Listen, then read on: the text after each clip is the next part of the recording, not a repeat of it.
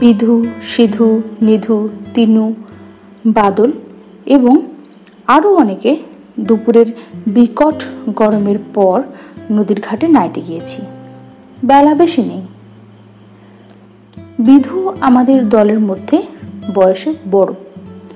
সে হঠাৎ কান খাড়া করে বললে, ওই শোন। আমরা কান খাড়া করে শুনবার চেষ্টা করলাম। কিছু শুনতে বা বুঝতে না পেরে বললাম, কি রে? বিধু আমাদের কথার উত্তর দিলে না। তখনও কান খাড়া করে রয়েছে। হঠাৎ আবার সে বলে উঠল, ওই ওই শোন। আমরাও এবার শুনতে পেয়েছি। দূর পশ্চিম আকাশে ক্ষীণ গুড়গুড় মেঘের আওয়াজ। নিধু তার ছেলের সঙ্গে বলল, ও কিছু না। বিধু ধমক দিয়ে বলে উঠল, কিছু না মানে? তুই সব বুঝিস নাকি? বৈশাখ মাসে পশ্চিম দিকে ওরকম মেঘ ডাকার মানে তুই কিছু জানিস? ঝড় উঠবে, এখন জলে নামবো না, কাল বৈশাখী। আমরা সকলে ততক্ষণে বুঝতে পেরেছি ও কি বলছে। কালবৈশাখীর ঝড় মানেই আম কুড়ানো। বাড়ুজ্যেদের মাঠের বাগানে চাঁপাতালির আম এই অঞ্চলে বিখ্যাত। মিষ্টি কি, এই সময় পাকে। ঝড় উঠলে তার তলায় ভিড়ও তেমন। যে আগে গিয়ে পৌঁছতে পারে তারই জয়। সবাই বললাম, তবে থাক। কিন্তু তখনও রোদ গাছপালার মাথায় দিব্যি রয়েছে। আমার অনেকের মনের সন্দেহ এখনো দূর হয়নি। ঝড় বৃষ্টির লক্ষণ তো কিচ্ছু দেখা যাচ্ছে না, তবে বহু দূরাগত ক্ষীণ মেঘের আওয়াজ শোনা যাচ্ছে। ওর এই ক্ষীণ সূত্র ধরে বোকার মতো চাঁপাতলির তলায় যাওয়া কি ঠিক হবে? বিধু আমাদের সকলের সংশয় দূর করে দিলে। যেমন সে চিরকাল আমাদের সকলের সংশয় দূর করে এসেছে, সে জানিয়ে দিলে যে সে নিজে এক্ষুনি চাঁপাতলির আমতলায় যাচ্ছে। যার ইচ্ছা হবে সে ওর সঙ্গে যেতে পারে। এরপর আর আমাদের সন্দেহ রইল না। আমরা সবাই ওর সঙ্গে চললাম। অল্পক্ষণ পরে প্রমাণ হলো ও আমাদের চেয়ে কত বিজ্ঞ। ভীষণ ঝড় উঠল। কালবৈশাখীর রাশি মেঘ আসতে লাগলো পশ্চিম দিকে। বড় বড় গাছের মাথা ঝড়ের বেগে লুটিয়ে পড়তে লাগলো। ধুলোতে চারদিক অন্ধকার হয়ে গেল। একটু পরেই ঠান্ডা হাওয়া বইল। ফোঁটা ফোঁটা বৃষ্টি পড়তে পড়তে চর চর করে ভীষণ বাদলের বর্ষা নামলো। বড় বড় আমবাগানের তলাগুলো ততক্ষণে ছেলে মেয়েতে পূর্ণ হয়ে গিয়েছে। আম ঝরছে শিলাবৃষ্টির মতো। প্রত্যেক ছেলের হাতে এক এক বোঝা আম। আমরাও যথেষ্ট আম কুড়ালাম। আমের ভারে নুয়ে পড়লাম একজন। ভিজতে ভিজতে কেউ অন্য তলায় চলে গেল, কেউ বাড়ি চলে গেল আমের বোঝা নামিয়ে রেখে আসতে। আমি আর বাদল সন্ধ্যের অন্ধকারে নদীর ধারের পথ দিয়ে বাড়ি ফিরছি। পথে কেউ কোথাও নেই। ছোট বড় ডালপালা পড়ে পথ ঢেকে গিয়েছে। পাকা নোনা শুদ্ধ নোনা গাছের ডাল কোথা থেকে উড়ে এসে পড়েছে। কাঁটাওয়ালা সাঁইবালার ডালে পথ ভর্তি।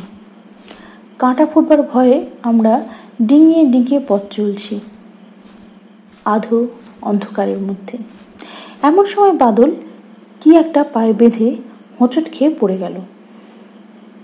আমায় বললে, দেখ তোর জিনিসটা কি? আমি হাতে তুলে দেখলাম একটা ছোট্ট টিনের বাক্স, চাবি বন্ধ। এই ধরনের টিনের বাক্সকে পাড়াগা অঞ্চলে বলে ডবল টিনের ক্যাশ বাক্স। টাকা করি রাখে পাড়াগায়ে, এই আমরা জানি। বাদল হঠাৎ বড় উত্তেজিত হয়ে পড়ল। বললে, দেখি জিনিসটা কি? দেখ তো জিনিস। চিনি, ডবল টিনের ক্যাশ বাক্স, টাকা করি থাকে, তাও জানি। এখন কি করবি? সোনার গহনাও থাকতে পারে, ভারী দেখেছিস কেমন? তা তো থাকেই, টাকা গয়না আছে এতে। টিনের ক্যাশ বাক্স হাতে আমরা দুজনে সেই অন্ধকারে তেঁতুলতলায় বসে পড়লাম। দুজনে এখন কি করা যায় তাই ঠিক করতে হবে এইখানে বসে। আম যে প্রিয় বস্তু, এত কষ্ট করে ঝড় জল অগ্রাহ্য করে যা কুড়িয়ে এনেছি তাও একপাশে অনাদৃত অবস্থায় পড়ে রইল থলেতে বা দড়ির বোনা গেঁজেতে। বাদল বলল, কেউ জানে না যে আমরা পেয়েছি। তা তো বটেই, কে জানবে আর? এখন কি করা যায় বল? বাক্স তো তালা বন্ধ। এক্ষুনি ইট দিয়ে ভাঙি যদি বলিস তো। উফ, না জানি কত কি আছে রে এর মধ্যে। তুই আর আমি দুজনে নেব, আর কেউ না। খুব সন্দেশ খাবো। ঝড়ের ঝাপটা এবার এলো। আমরা তেঁতুল গাছের গুঁড়িটার আড়ালে গিয়ে আশ্রয় নিলুম। তেঁতুল গাছে ভূত আছে সবাই জানে, কিন্তু ভূতের ভয়ে আমাদের মন থেকে চলে গিয়েছে। অন্যদিনে আমাদের দুজনের সাধ্য ছিল না এই সময় এই গাছতলায় বসে থাকি। বাদল বলল, শীতে কেঁপে মরছি, কি করা যাবে বল? বাড়ি কিন্তু নিয়ে যাওয়া হবে না, তাহলে সবাইকে ভাগ দিতে হবে, সবাই জেনে যাবে। কি করবি? আমার মাথায় কিছু আসছে না রে। ভাঙি তালা, ইট নিয়ে আসি, তুই থাক এখানে। না, তালা ভাঙিস নি। ভাঙলেই তো গেল। অন্যায় কাজ হয় তালা ভাঙলে, ভেবে দেখ। কোনো গরিব লোকের হয়তো আজ তার কি কষ্ট হচ্ছে, রাতে ঘুম হচ্ছে না, তাকে ফিরিয়ে দেবো বাক্সটা। বাদল ভেবে বলল, ফেরত দিবি? দেবো ভাবছি। কি করে জানবি কার বাক্স? চল, সে মতলব বার করতে হবে, অধর্ম করা হবে না। এক মুহূর্তে দুজনেরই মন বদলে গেল। দুজনেই হঠাৎ ধার্মিক হয়ে উঠলাম। বাক্স ফেরত দেওয়ার কথা মনে আসতেই আমাদের অদ্ভুত পরিবর্তন হলো। বাক্স নিয়ে জল ঝড়ে ভিজে সন্ধ্যার পর অন্ধকারে বাড়ি চলে এলাম। বাদলদের বাড়ির বিচুলি গাদায় লুকিয়ে রাখা হলো বাক্সটা। তারপর আমাদের দলের এক গুপ্ত মিটিং বসলো বাদলদের ভাঙা নাট মন্দিরের কোণে। বর্ষার দিন, আকাশ মেঘে মেঘাচ্ছন্ন, ঠান্ডা হাওয়া বইছে। জ্যৈষ্ঠ মাসের প্রথম। সেই কালবৈশাখীর ঝড় বৃষ্টির পরে বাদলা নেমে গিয়েছে। একটা চাঁপা গাছের ফোঁটা চাঁপা ফুল থেকে বর্ষার হাওয়ার সঙ্গে মিষ্টি গন্ধ ভেসে আসছে। ব্যাঙ ডাকছে নরহরি বোস্টামের ডোবায়। আমাদের দলের সর্দার বিধুর নির্দেশ মতো এই মিটিং বসেছিল। বাক্স ফেরত দিতেই হবে, এই আমাদের প্রথম ও শেষ প্রস্তাব। মিটিংয়ে সে প্রস্তাব পেশ করার আগেই মনে মনে আমরা সবাই সেটি মেনেই নিয়েছিলাম। বিধুকে জিজ্ঞেস করা হলো, বাক্স ফেরত দেওয়া সম্বন্ধে আমরা সকলেই একমত, অতএব এখন উপায় ঠাউরাতে হবে বাক্সর মালিককে খুঁজে বের করার। কারো মাথায় কিচ্ছু আসে না। এই নিয়ে অনেক জল্পনা কল্পনা হলো। যে কেউ এসে বলতে পারে বাক্স আমার, কি করে আমরা প্রকৃত মালিককে খুঁজে বার করব? মস্ত বড় কথা, কোনো মীমাংসাই হয় না। অবশেষে বিধু ভেবে ভেবে বলল, মতলব বার করেছি। ঘুড়ির মাপে কাগজ কেটে নিয়ে আয় দেখি। বলেছি, বিধুর হুকুম অমান্য করার সাধ্য আমাদের নেই। 2-3 খানা কাগজ ওই মাপে কেটে ওর সামনে হাজির করা হলো। বিধু বলল, লেখ। বাদল লিখুক, ওর হাতের লেখা ভালো। বাদল বলল, কি লিখবো বলো? লেখ বড় বড় করে, বড় হাতের লেখার মতো, বুঝলি? আমি বলে দিচ্ছি। বল। আমরা একটি বাক্স কুড়িয়ে পেয়েছি। যার বাক্স তিনি রায়বাড়িতে খোঁজ করুন।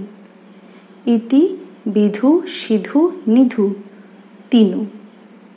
আমি আর বাদল আপত্তি করে বললাম, বারে, আমরা কুড়িয়ে পেলাম আর আমাদের নাম থাকবে না বুঝি? আমাদের ভালো নাম লেখ। বিধু বলল, লিখে দাও। ভালোই তো, ভালো নাম সবারই লেখো। 3 খানা কাগজ লিখে নদীর ধারের রাস্তায় ভিন্ন ভিন্ন গাছের বেলের আঠা দিয়ে মেরে দেওয়া হলো।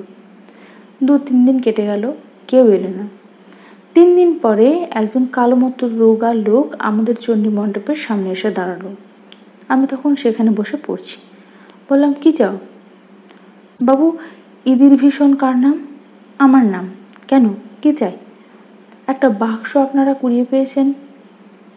আমার নামের বিকৃত উচ্চারণ করাতে আমি চটে গিয়েছি। তখন বিরক্ত ভয়ে বললাম, কিরকম বাক্স? কাঠের বাক্স। না, যাও। বাবু, কাঠের নয়, টিনের বাক্স। কি রঙের টিন? কালো। না, যাও। বাবু দাঁড়ান, বলছি।